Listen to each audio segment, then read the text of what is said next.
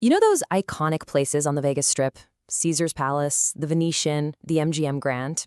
Ever wonder who actually owns the land they sit on? Well, it might not be who you think. The answer is a company called VICI Properties, and they are, essentially, the landlord for some of the world's most famous playgrounds. So let's dive in, because they're not just buying buildings, they're making a huge bet on the future of human experience itself. This is the big question VC's leadership is wrestling with. We're in this moment where it feels like the old rules just don't apply anymore. It's not about predictable cycles, it feels more like a massive fundamental shift. And their response isn't to hide, not at all.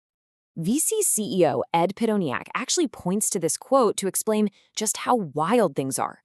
He talks about the weird state of our world, and this idea is the key to their whole strategy. Basically, when the map is being completely redrawn, you can't rely on the old directions. So what do you do then? Well, VICI's answer is to stop obsessing over the day-to-day market craziness. Instead, they focus on developing some really strong beliefs, strong views, as they call them, about the major forces that are going to shape our world for years to come. It's all about finding a signal in the noise. Okay, before we go any further, just a quick level set. VCI is what's known as a REIT, a real estate investment trust. Just think of them as a landlord, but on a massive scale. And more specifically, they're a triple net lease REIT. Now, this is kind of the holy grail for landlords. It means their tenants, companies like MGM and Caesars, are on the hook for all the operating costs, the taxes, the insurance, the maintenance, you name it. VCI basically just gets to collect the rent checks. Pretty sweet deal. So with that rock-solid business model, how do they decide where to place their bets in this weird new world? Well, they've built this core investment philosophy, a kind of North Star that guides every decision. And the CEO calls it BALM.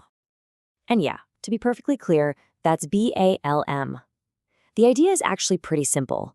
In a time of huge change, people are going to crave real-world, tangible experiences more than ever. The whole point is that they invest in places that cater to these basic human needs. And you can see here how they break that down. It's not just about one thing. They're looking for properties that create connection, that provide entertainment, that offer the thrill of play, and even spaces for wellness and healing.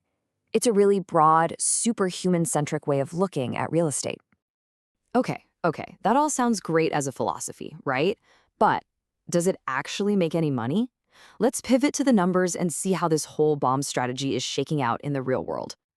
The metric you really got to pay attention to for a company like VC is called AFFO. It stands for Adjusted Funds from Operations. Honestly, you can just think of it as the best way to measure their actual cash flow and profit. It's the number that tells the real story. And boom, here it is. In their last quarter, VICI grew that key number, their AFFO per share, by 5.3% compared to the year before. In a world that feels so up and down, that is some really nice steady growth. But what's really interesting is how they're growing. This quote from the CEO gets right to it. He talks about being resourceful. They're not just growing by buying more and more stuff, they're getting smarter, squeezing more profit out of the assets they already own without having to spend a ton of new money. And here's a perfect real-world example of that resourcefulness in action. So, MGM wanted to sell the operations of its Northfield Park casino. VCI, as the landlord, helps make it happen. They just turn around and sign a new lease with the buyer, a company called Clairvest. So what's the result? VCI's rent check stays exactly the same, MGM is happy, and VCI gets a brand new 14th tenant, which means they're less dependent on any one company. It's a total win-win-win. Now let's zoom in on their home turf, Las Vegas. You might hear a lot of short-term noise about tourism numbers, but VCI is looking way past that. They are huge believers in the long-term power of that city. So, what's their ace in the hole against those tourist ups and downs? It's the convention business. Just look at this comparison, it's wild. A convention visitor spends over $1,600 a trip. That's a third more than a leisure tourist.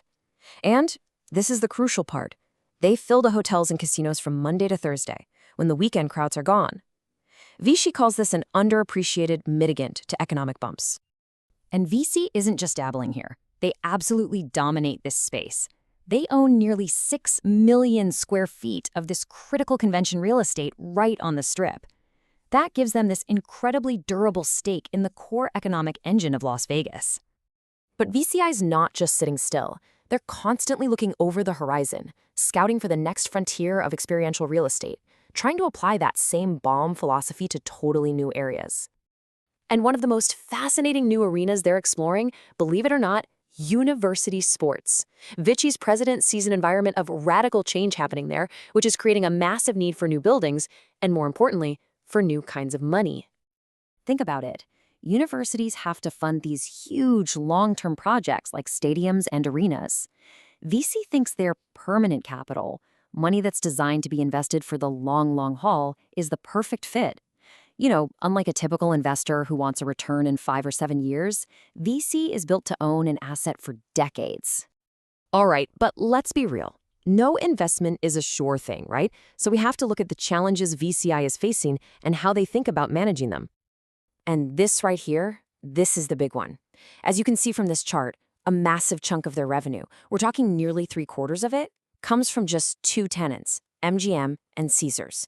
That's a lot of eggs in 2 baskets, and it's definitely their biggest single risk. But VICI's leadership does not shy away from this at all. The CEO's response is super direct. He basically says, look, we were born with challenges. That's our history. When we see one, we don't run, we get after it and solve it. It's a very proactive mindset. And they back up that confidence with some serious financial discipline. This table shows their debt levels, and you can see they're keeping things nice and conservative, right at the low end of their target range. Having a strong balance sheet like that gives them a ton of flexibility to handle whatever comes their way. So what's the big takeaway here? When you put it all together, VC is just playing a different game. They're using a simple, human-centric philosophy, that BALM idea, to make these really long-term bets on our need for real-world connection. And they're backing it all up with some seriously smart, disciplined execution. And all this leaves us with one last, really fascinating question to chew on.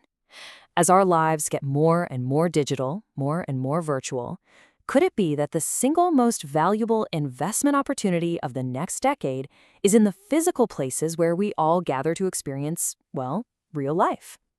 VCI is betting the house that the answer is yes.